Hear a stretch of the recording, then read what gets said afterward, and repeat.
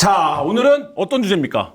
예, 오늘은 후쿠시마 오염수 방류와 후쿠시마 관련해서 오염수. 네. A부터 Z까지 다 알아보도록 하겠습니다. 엄청나게 뉴스가 많은 것 같지만 정작 궁금한 부분은 제대로 설명이 안 되는 지금 상황도 많은데 예. 자, 간략하게 말씀드리면 8월 24일이죠. 1시에 일본이 후쿠시마 제1원자력 발전소 오염수 해양 방류를 시작을 했습니다. 이게 이제 2011년 동일본 대지진으로 원전 사고가 난 지 12년 만인데 자, 여기서부터 이 해양 방류에 대한 말씀하신 대로 A부터 Z까지 한번 짚어 보도록 하겠습니다. 많은 사람들이 제일 궁금해하는 거. 야, 이렇게 논란도 많고 한데 이거를 왜 바다에 버리는 거냐? 다른 방법은 없는 거냐? 그냥 니네 나라가 갖고 있으면 되는 거 아니냐? 뭐 이런 이제 가장 원초적인 질문인데 이 부분 일본은 왜 그 바다에 버리는 걸 선택했습니까? 자, 일단은 제가 그동안에 여러 가지 역사가 있지만은 몇 가지 이제 2018년 8월에 있었던 일본 경제산업성 산하 알프스 소위원회에서 논의한 내용을 좀 알려드릴게요. 네. 2018년 네. 8월에서 일본에 있었던 거예요. 네. 후쿠시마 오염수를 어떻게 할 것이냐를 놓고 네. 여 소위원회에서 5가지 방안을 합니다. 1번 해양 방출. 네. 이게 약간 흔들리네. 네, 제가 잡고 괜찮아요. 네. 해양 방출. 네. 이게 지금 일본이 하고 있는 거죠. 예, 2번은 수증기 방출. 수증기로. 수증기. 그냥 수증기만 쓸게요. 네. 3번 수소. 수소. 예. 네. 수소 방출. 4번 지층 지하 매설. 예. 매설. 예. 지하 매설. 네. 그리고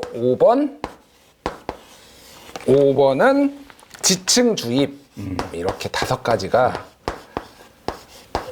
자, 요거를 설명을 드릴게요. 요 5가지를 놓고 고민을 하기 시작합니다. 해양 방출은 우리가 알듯이 네. 지금 바다에 버리는 거예요. 이게 해양 방출이고, 수증기 방출은 뭐냐? 다 끓여서 없애버리는 겁니다. 그러면 이제 뭐 장단점이 다 있는데 어쨌든 끓이려면은 어마어마하게 많은 에너지가 필요하고 네. 그러니까 탄소가 많이 발생해요. 그렇잖아요. 그러니까 이제 단점이 있는 거고, 수소 방출은 뭐냐? 전기 분해를 하는 거예요. 그러면 이렇게 물질을 뭘로- 나누는 거군요. 물은 뭘로 돼 있어? 물 원소가 뭐야? H2O. H2O. 네. 전기 분해하면 어떻게 돼? H 2개랑 O 하나가 되겠죠. 그렇지. 네. 수소와 산소가 나오는 거야. 네. 그래서 산소와 수소를, 그게 수소 방출이야. 이거 어떻게 해야 돼? 전기가 엄청 들어. 자, 지하 매설은 뭐야, 이게? 땅에다 묻는 거죠. 땅에다 묻는 거지. 어떻게 묻느냐? 콘크리트로 모르타르와라고 하는데 반죽을 만들어가지고 그냥 물을 넣는 게 아니라 네. 콘크리트로 만들어가지고 넣는 거야. 자, 지층주입 이건 뭐야? 저 깊숙이 네. 그냥 그게 아니라 저 단단한 집안 안에다가 물을 다 부어버리는 거야. 그러면 땅을 얼마나 파야 돼? 한 3km 이상 파야 돼. 네. 자, 돈이 그때 추산이 얼마가 들었느냐? 34억 엔. 억엔은 뺄게. 네. 앞으로 억엔인데 뺄게. 자, 수증기 349억 엔. 당시 돈으로. 자, 수소 1000. 네. 일본이 이거는 추산한 거야. 내가 한 게 아니라 1624. 네. 자, 지층 3976. 자, 이렇게 돼. 돈이 이렇게 측정이 됐어. 네. 자, 수증기 하면은 해양 방출에 비해서 몇 배야? 10배. 네. 10배 더 들어. 10배. 네. 수소는 몇 배야? 30배. 30배. 지하 매설은 몇 배야? 한 50배 넘겠네요. 한 50배. 자, 지층 주인 몇 배야? 한 100배도 넘겠네요. 100배. 100배 이상. 자, 일본은 뭘 선택했을까? 해양 방출. 해양 방출. 왜? 제일 싸니까. 싸니까. 비용 편익이. 하나는 싸니까고 두 번째는 자, 이거는 자, 수증기 방식은 인류 역사에서 해본 적이 있어. 어디서 했느냐? 1979년에 미국의 펜실베니아에서 쓰리마일 원전 사고가 나. 네. 안 하고 우리나라 전 세계적으로 원전 사고가 난 게 쓰리마일 원전 사고가 있고 체르노빌 사고 있고 네. 그리고 후쿠시마 원전 사고가 있어. 1979년에 미국에서 원전 사고가 난 다음에 대부분의 오염수들을 끓여서 날려버렸어. 예. 이게 미국에서 했던 방식이야. 자, 수소 분해 같은 경우에는 공식적으로는 한 적이 없어. 네. 이거에 대해서는. 자, 지하 매설은 지금 미국이 하고 있어. 자, 사우스 캐롤라이나의 사바나 강에 원전이 있어. 네. 얘네가 오염수가 나올 거 아니야. 저준위 폐기물을 다 콘크리트로 만들어가지고 다 매설하고 있어, 지금. 지금도 하고 있어, 이거는. 현재 하고 있는 방식이야. 다만 여기에서 하는 거는 한 30만 톤, 뭐 이 정도 된다면 여기는, 아니, 10 13만 톤 정도 나오는데 여기는 130만 톤이 있다라는 게 10배. 10배가 네. 10배가 더 많은 거지. 자, 지층주입 같은 경우에는 이 오염수를 한 적은 없어. 근데 예를 들면 뭔가를 뭐 물을 버린다라든지 뭐 이런 게 이제 있단 말이야. 네. 그래서 일본에서 선택을 한 거는 일단은 자, 수소랑 지층주입은 안 돼. 그리고 지하매설을 할 수는 있지만 돈이 많이 들어서 안 돼. 그래서 수증기 아니면 해양방출 둘 중에 하나만 가지고 그 선택을 하겠다라고 하다가 결국은 해양방출. 그래도 결국엔 10배네요. 그렇지. 네. 이건 일본의 입장에서. 일본의 입장에서는 어쨌든 돈을 아끼기 위해서 그리고 이 골치 아픈 거를 빨리 해치워야 된다. 이런 이제 이유로 이제 이렇게 됐다라고 생각을 하면 될 것 같아. 비용 때문에 해양 방출을 선택한 거군요. 나는 그렇게 보는데 뭐 아니라고 주장하시는 분들도 있어. 그러니까 IAEA 같은 경우에는 이 해양 방출이 가장 안전하고 과학적으로 검증된 방법이다라고 권유를 했어. 근데 그때 당시에 권유했을 때 IAEA 사무총장이 일본인이야. 일본 사람이었죠. 네. 일본이 상당한 기금을 댄다라는 보도도 있었죠. 뭐 네. 어쨌든 일본도 대 3위, 세계 3위로 이제 많이 되고 있다라고 하는데 자, 후쿠시마 원전에 대해서 얘기를 해볼게. 자, 먼저 요 방류 계획부터 얘기를 하면은 자, 이거부터 얘기를 하게. 2011년 3월 11일에 무슨 일이 있었는지. 네. 거대한 쓰나미가 그렇죠. 쫙 일본에 도호쿠 지방에 네. 오면서 이제 다 덮쳤단 말이야. 네. 원래 이제 저기가 원전이 있었고 네. 원전 뒤에 발전소가 있었어. 이거를 냉각수를 이제 돌리는 발전소가 있었는데 당시에도 여기가 너무 지대가 낮다라는 얘기가 있었지만은 그럴 리가 없다라고 했는데 쓰나미가 오면서 여기를 덮쳐버린 거잖아. 그래서 이게 발전기가 안 돌아가기 시작해. 그래서 냉각수를 못 돌리는 거야. 그래가지고 처음에는 이게 막 뜨거워지지가 녹아내리갔다가 이게 수소가 나오면서 그 뭐라고 해야 되나? 그 안에, 원자로 안에 수소가 가득 차게 됐다가 이제 폭발하게 된 거야. 네. 그러면서 엄청나게 많은 게 이제 했어. 그래서 거기에서 안에 있었던 핵 연료봉이 다 녹아내렸어. 녹아버렸죠. 네. 노심용융이라고 이제 얘기를 하는데 참고로 일본은 2016년까지 노심용융은 없었다라고 주장을 했어. 4시간, 폭파 4시간 만에 노심용융이 있었는데 심지어 5년 동안 거짓말을 했어. 거짓말. 도쿄 전력 믿을 수 네. 있어 없어? 없습니다. 네. 그런 거짓말을 했어. 그래가지고 그때 당시에 이거를 바닷물을 붓지 않으면은 2차 폭발이 있을 수 있다라고 해가지고 도쿄 전력에서는 바닷물을 붓지 말라고 했어, 심지어. 지도부는. 왜냐하면 이거 또 써먹어야 돼. 이렇게 바닷물 부어버리면 앞으로 이거 못 써먹어. 그래가지고 지도부는 했는데 현장에 있는 사람들이 야, 미친! 지금 다 죽게 생겼는데 지금 나중에 그거를 어떻게 해. 그래서 그 사람들이 판단해가지고 바닷물을 부은 거야. 네. 그래가지고 지금까지 오고 있어. 계속 붓고 있어, 지금도. 자, 그래서 오염수가 발생을 한 거야. 원전이 있으면은 원전에 그 앞에 지하수가 흘러. 네. 그래가지고 이 차수벽을 만들었어. 네. 그게 2014년이야. 예. 3년이 지나서. 3년이 지나서 나쁜 놈들이지. 빨리 차수벽을 만들어야 했는데 무슨 일이 있는 줄 알아? 무슨 일이 있었습니까? 자, 2000 몇 년이었더라? 이건 팩트니까 정확하게 내가 얘기를 해야 돼. 자, 2011년 6월에 이런 일이 있어서 총리실 산하의 원전 사고 담당관이 차수벽을 만들겠다. 지금 지하수로 원전이 오염돼가지고 오염수가 막 바다로 나가니까 차수벽을 만들겠다라고 얘기를 했어. 그때 도쿄전력이 그달 말에 주주총회가 있었거든. 그러니까 이거 발표를 연기해달라라고 총리실에 요청을 했어. 그래서 실제 발표가 안 됐어. 그리고 이 담당관은 잘렸어. 그리고 뭐 전관으로 도쿄전력하고 막 그러면 대통령님이 좋아하는 카르텔 아닙니까? 아니 그러니까 어쨌든 이 도쿄전력도 민간 회사기 때문에 주주총회도 열고 그러니까 주가에 이런 차수벽 같은 거 만들면은 어마어마하게 우리 주가에 영향을 줄 수 있다고 그래가지고 차수벽을 안 만들고 2014년이 아니라 2015년에야 차수벽을 만들었어. 진짜 믿을 수 있어 없어 도쿄전력? 없습니다. 이런 역사가 있단 말이야. 어쨌든 그래가지고 계속 오염수가 나오고 있어.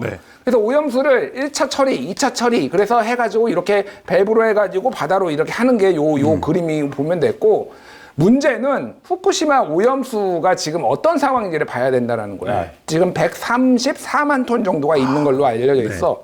자, 그러면은 그때는 하루에 200톤씩 나왔어. 오염수가. 지금은 한 80톤에서 90톤씩 나와. 아직도 매일 나오고 있어. 매일 나오고 있어.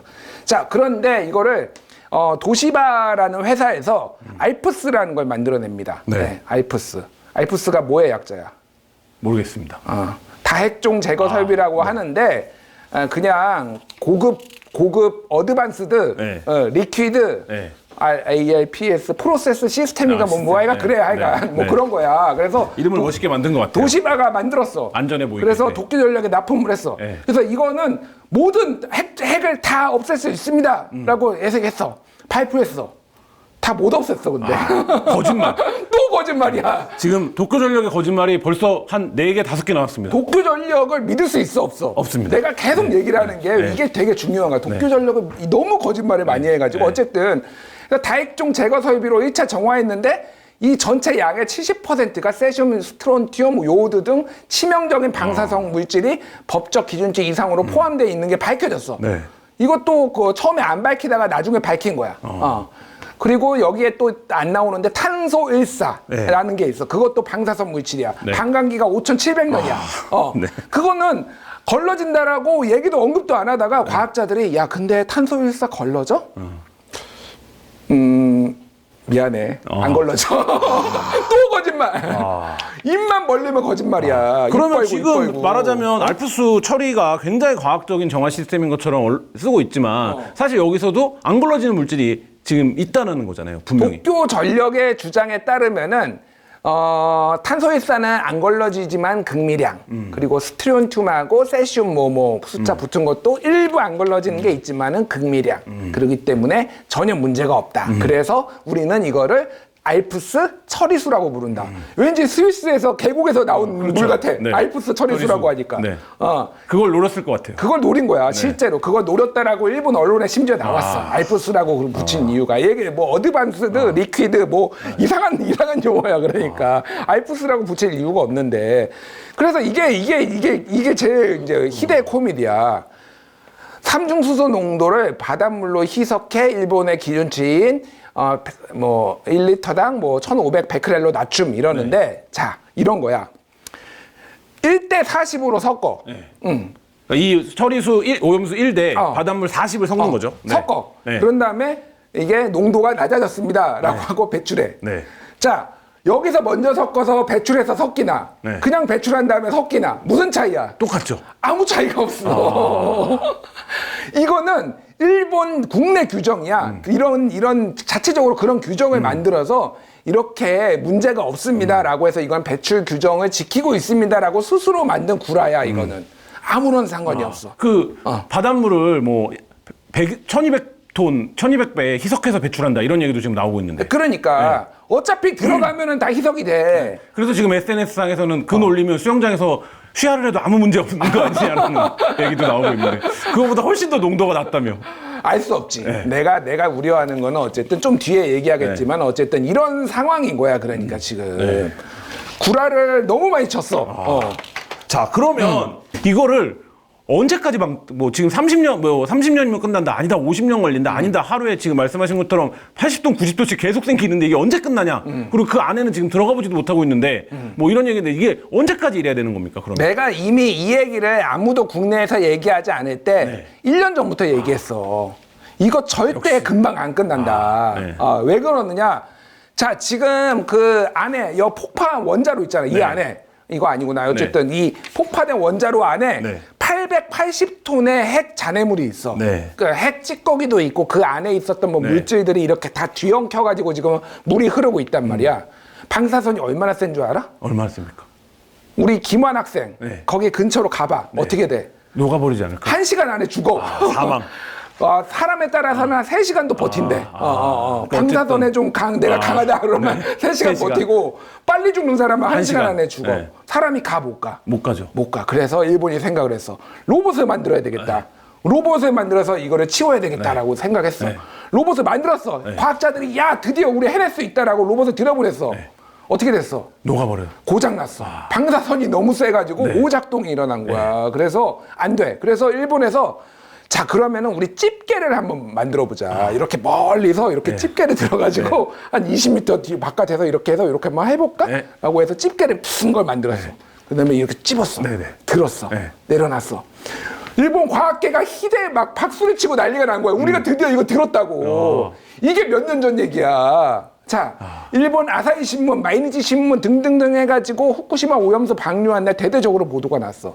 이거 언제 끝날지 모른다. 지금 일본 정부가 네. 이거 없애려고 하는데 내년에 몇 그램이라도 제거할 수 있으면 다행이다. 라고 얘기를 했어. 880톤 추정이죠. 보수적으로 잡았겠죠. 그 근데 안에 이제 남아있는 게 네. 880톤이 그거 다 치워야지 네. 이거를 폐로 없애잖아, 이거를. 근데 지금 고작 몇 그램 치웠다. 뭐 치울 것이다. 내년 치울 상반기까지 몇 그램이라도 치우면 다행이다라고 해서 그린피스는 뭐라고 했는 줄 알아? 이번 세기 내에는 이거 폐로 못한다. 못 치운다. 자, 이번 세기 몇 년 남았어?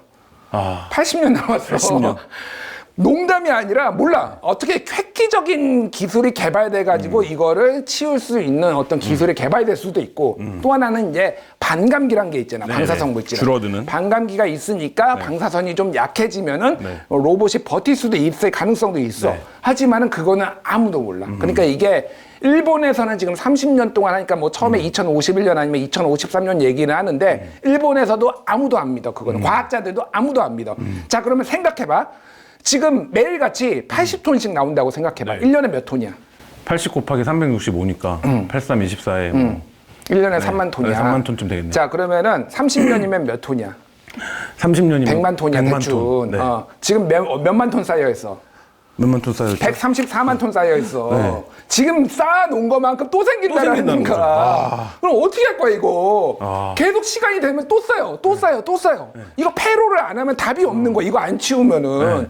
그러니까 지금 태어나는 애들은 태어날 때부터 저 CBS에 나랑 같이 방송하는 김광혜 기자라고 있어. 아들이 태어났어. 얘. 얘는 평생 자라면서 죽을 때까지 후쿠시마 오염수만 보면서 죽을 수도 있어. 지금 뭐 대부분의 분명히. 어린아이들이 다 이제 그런 상황에 놓여져 있는 거죠. 그러니까 이게 얼마나 황당한 시추에 이게 무슨 민폐냐고 주변 국가에. 이거를 왜 찬성해 근데? 자, 그런 상황인데 우리 정부의 대응 태도 계속 논란이 되고 있습니다. 지금 어제 오늘 계속 보도되고 있는 건 중국은 완전 이제 일본 수산물 안 들여오겠다. 그래서 일본 수산물의 한 20%가 중국 수출이 되는데 일본이 지금 오히려 큰일 났다. 이런 보도들 나오고 있고 근데 이런 중국의 태도와 견져서 우리나라는 대통령실이 직접 예산을 들여서 대통령실의 예산으로 이 일본 오염수가 안전하다는 영상까지 제작을 하는 상황인데 우리 정부는 왜 이러는 겁니까? 자, 일단 중국에 대해서 먼저 얘기를 해볼게. 자, 일본이 중국에 수출하는 농수산물이 20% 그리고 홍콩까지 합치면은 1, 2위거든? 네. 한 40% 가까이 된대. 네. 일본 입장에서는 엄청나게 큰 타격이야. 네. 그런데 중국 입장에서 보면은 일본산이 차지하는 비중이 4%밖에 안 된대. 이 중국 입장에서는 중국 입장에서는. 이게 무역 규모의 차이. 이게 그러니까 나라 인구의 차이인 거지. 차이예요. 인구의 예. 덩어리의 예. 차이가 예. 있는 거야. 그러네. 사실 확률적으로 봤을 때 4%의 농수산물이 들어와가지고 이게 지속적으로 이 방사선에 노출될 확률이 인구 15억에 이제 뿌려졌을 때 이게 이제 높느냐. 나는 사실 그렇게 높지는 않다고 봐. 그럼에도 불구하고 이거는 주변 국가의 어마어마한 민폐야. 이거를 우리는 참을 수 없어라고 단호하게 대응을 한 거고 중국하고 일본하고의 최근에 이제 긴장 관계, 한미일 동맹이 이렇게 중국을 겨냥하고 있고 뭐 이런 것도 좀 영향이 있겠지. 있겠죠. 네. 어쨌든 중국은 이런 거야. 자, 지금 얘기가 나오는 게 이거 후쿠시마 수산물 얘기가 이런 얘기가 나오고 있어. 야, 유럽연합도 수입하고, 미국도 수입하고, OECD 국가 다 수입하는데 왜 한국은 후쿠시마 수산물 수입 안 해? 이렇게 얘기를 하고 지금 후쿠시마 수산물을 수입 안 하는 나라가 세계에서 4나라밖에 없어. 한국, 중국, 홍콩, 네. 마카오. 나머지는 다 수입해.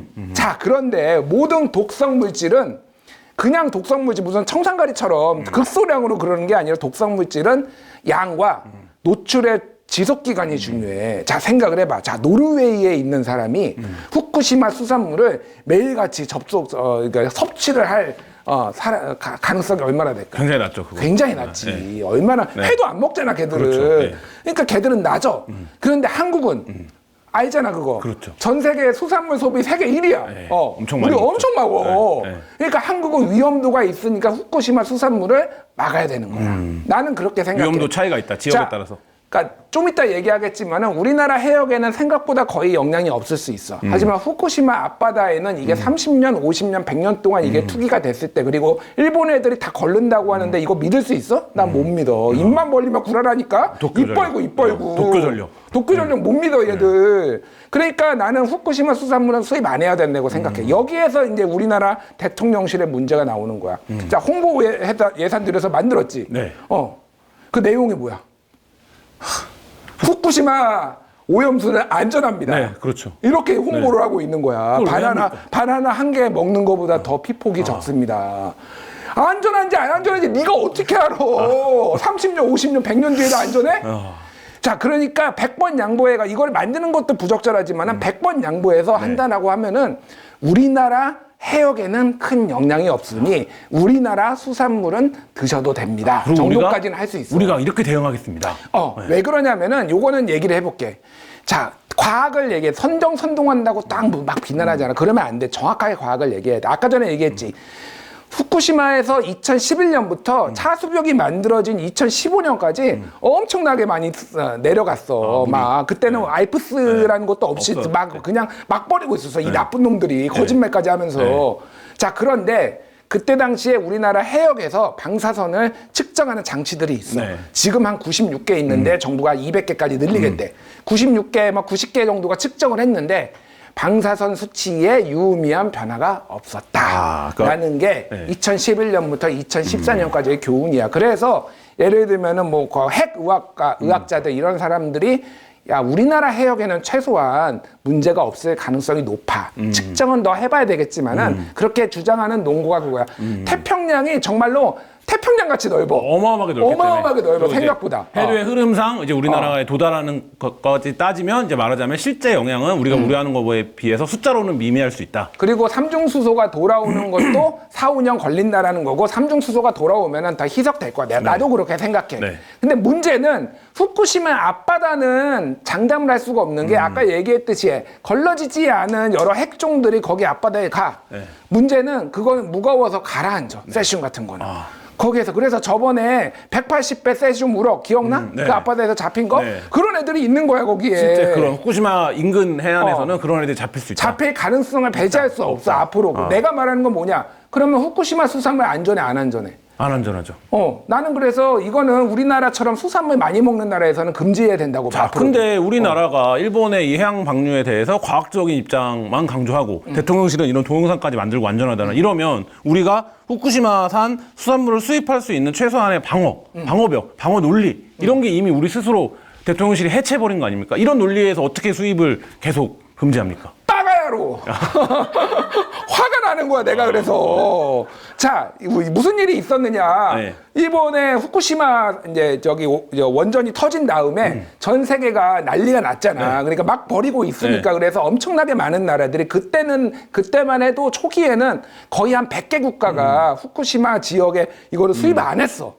그런데 일본이 딱 집어서 한국 너희 왜 수입 안 해? 라고 하고 WTO에 제소를 한 거야. 그렇죠. 제일 가까운 나라니까. 제일 가깝고 그때 한일 관계가 안 좋았잖아. 이 XX들 한번 또 욕설 나와버렸어. 그래서 이제 했단 말이야. 우리가 1심에서 졌어. 왜 졌느냐?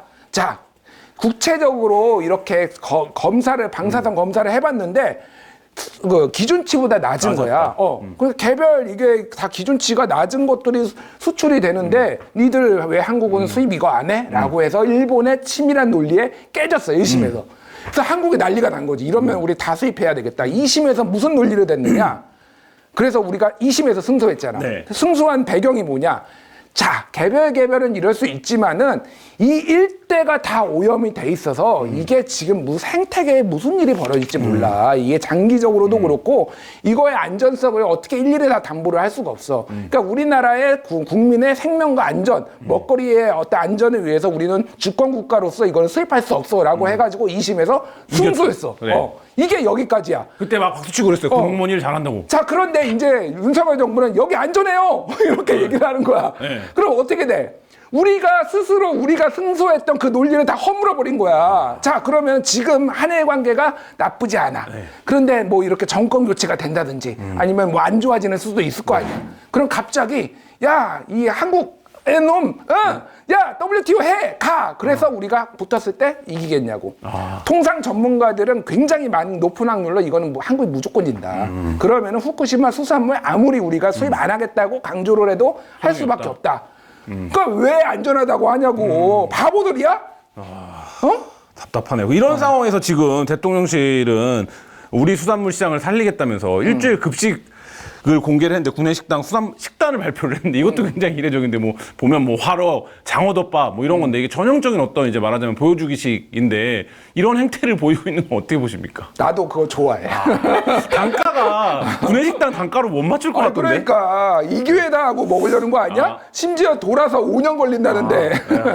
내가 보기에는 아주 보여주기식이고 국민들이 원하는 거는 그렇게 뭘 먹어서 뭐 없애자, 뭐 홍보하자, 뭐 이런 거를 원하는 게 아니야. 근본적으로 이 문제에 대해서 어떤 해결책을 가지고 있느냐? 왜 정부는 왜 찬성하지도 지지하지도 않는다고 하지만 사실상 뒷짐지고 있느냐? 왜 반대 의사를 명확하지 않느냐? 이런 것들을 불안해하고 있는 거거든. 그러니까 국민들이 다 괴담을 믿는다 이렇게 얘기를 하면은 대화가 안 되는 거야. 그 조선일보의 홍성욱 그 서울대 과학학과 교수가 칼럼을 썼어. 예, 이거가 나는 굉장히 인상적이야. 사람들이 바보라서 이런 거에 대해서 불안해하는 거 아니야. 원래 사람들이 불안해하는 데는 세 가지 이유가 있어. 내가 선택한 위험이 아닌데, 그리고 전문가들의 의견이 달릴 때, 그리고 불확실성이 매우 높아질 때, 사람들은 실제 위험보다 인지된 위험보다 더 높은 확률로 위험하다고 느끼는 거야. 그럴 때 그 칼럼에서 뭐라고 썼는지 알아? 홍성욱 박사가? 뭐라고 썼어? 안전하다고 백날 얘기해봤자 절대 안 믿어. 단호한 대응을 하겠다. 이럴 때는 우리가 국민들을 위해서 무슨 조치라도 취하겠다. 이런 거를 얘기를 해야 되는 거야. 근데 지금 하는 거는 친일파처럼 무슨 일본 대변인처럼 이거 안전하다. 왜 니들은 괴담 믿고 안 먹어? 이렇게 얘기해봤자 설득이 안 된다라는 거야. 그러면서 맨날 가짜뉴스다, 괴담이다, 선전선동이다 이렇게 얘기를 하는 거야. 100년 동안 네가 뿌려봤어? 지금 그 얘기하는 사람들? 거기 무슨 일이 벌어졌지 어떻게 알아 그거를. 자, 답답한데요. 수업의 이제 마지막 알림장입니다. 벌써 오늘은 마지막이야? 역사의 알림장을 내주려고 합니다. 이 후쿠시마 오염수 방류. 지금 김준일 선생님 말씀하신 대로 향후 100년간 벌어질 일인데 100년 후 언론은 이 후쿠시마 오염수 방류에 대해서 어떻게 평가를 할까요? 모르겠어. 이것도 그때도 좌파와 우파가 나눠가지고 또 싸우고 있을지. 한쪽은 바이든이고 한쪽은 날리면이라고 했지. 네, 100년 후에 한국의 신문이 있을지 없을지. 네. 알 수 없어. 네. 이 말로 나는 대신할게. 자, 그린피스가 8월 24일이었나? 방류할 때 이런 논평을 발표했어. 오염수 방류는 일본 정부의 무책임과 한국 정부의 방조가 낳은 최악의 학자품이다. 무책임과 방조의 학자품이다. 한국 정부는 방조했어. 누가 뭐라고 해도 나는 방조했어. 그리고 이거를 방조해가지고 얻은 이익이 어떤 것이 있느냐 다시 한번 생각해 볼 필요가 있고 결국은 우리 국민들이 나서야 된다. 이 부분에 있어서 우리 국민들이 답을 찾아야 돼. 일본하고의 관계가 잠깐 틀어지거나 불편함을 감수하고서라도 할 말을 하는 이런 정부가 돼야 되지 않겠어? 네. 나는 그거에 대해서만 더 이상 얘기하지 않을게. 또 선전선동한다. 이런 얘기하는 사람이 너무 많아서. 네. 알겠습니다. 지금 뭐 모니터링 결과들이 발표되고 있으니까 이거 좀 데이터들이 축적이 되면 또 김준일 선생님이랑 다시 한번 요 얘기 방류 뭐 한 달이던 끊어서 저희가 한번 다시 얘기하는 시간 갖도록 하겠습니다.